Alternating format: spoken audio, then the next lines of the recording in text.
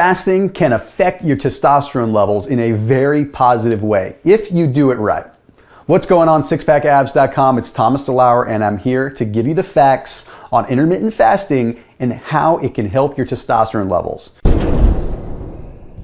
So here's the thing, guys. We're always taking breaks from work, or we're taking breaks to sleep, or we're going on vacation because we need to give ourselves a physical rest or a mental rest. But how come we don't give ourselves a break from eating? I mean, it makes logical sense that we should be giving our digestive systems a break when they're working overtime all the time, right? Here's the thing that you need to know. Every time that you eat, your testosterone levels fall temporarily. Yeah, it's normal. It's common knowledge. In fact, studies have shown that testosterone levels fall for up to 3 hours and sometimes even more than 3 hours after eating. So if you're eating 3, 4, 5, 6, 7 times per day, like a lot of the fitness community will tell you, then you're always plummeting your testosterone levels and taxing your digestive system, never giving yourself a true, honest break.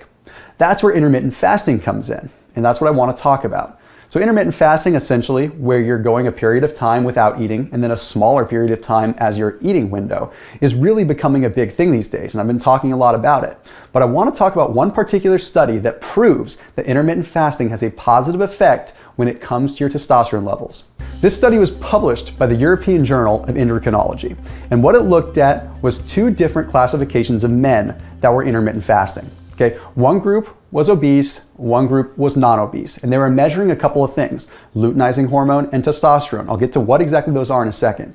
But first off, what they found was that obese men that were fasting had a 26% increase in luteinizing hormone, and the non-obese men had a 67% increase in luteinizing hormone.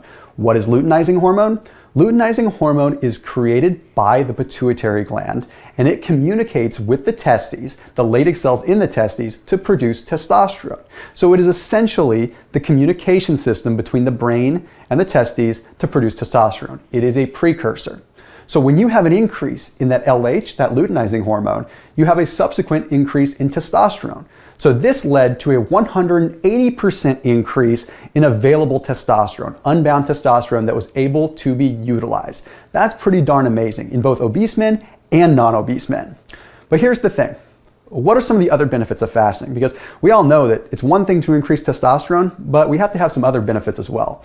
Well, there was another study that actually looked at 34 men that were undergoing a 16-8 fasting regimen, again, where they're fasting for 16 hours and eating for an 8-hour window. Well, pretty amazing results there too.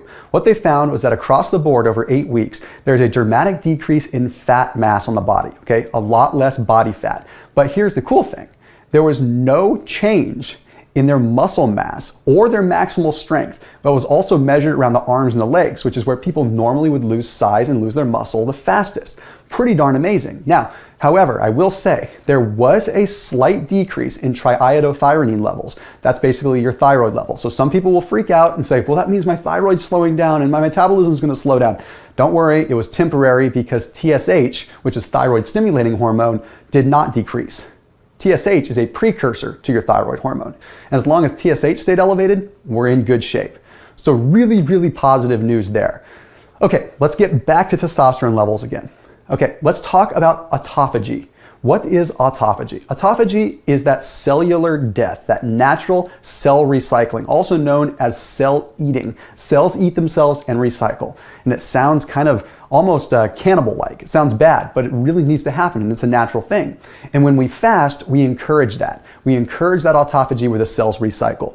Well, where does this come into play with testosterone? See, people always think that just because your body is breaking down proteins, that you're gonna lose muscle size. That's not the case. In fact, the previous study I mentioned proved that. But what it does mean is that your body is going to be able to recycle amino acids from old muscle tissue, from connective tissue like tendons and ligaments. It's going to take old amino acids, it's going to be able to recycle them and deposit them as waste or use them as something new. Well, that also means that it's going to do this with estrogens that are floating around the body, those free xenoestrogens that are toxic to our body. You see, when we have too much estrogen, we don't have as much testosterone. Testosterone goes through something known as aromatization, where it converts to estrogen. The more estrogen we have in the body, the less testosterone we have in the body. So this autophagy that fasting encourages kills off and recycles that estrogen and gets it out of the body so that testosterone is more available. So not only are you increasing your levels of testosterone through production from the brain, you're also freeing up more testosterone by ratio with estrogen. I hope that makes sense. Essentially, you're turning your body into a lean, efficient machine simply by intermittent fasting. So there you have it. It's the simple breakdown, the simple science on the quick way to get abs through intermittent fasting. You just have to make sure that you're following the protocol and you're doing it right. So as always, keep it locked in here with sixpackabs.com. I'm Thomas DeLauer, and I will see you with some more science soon.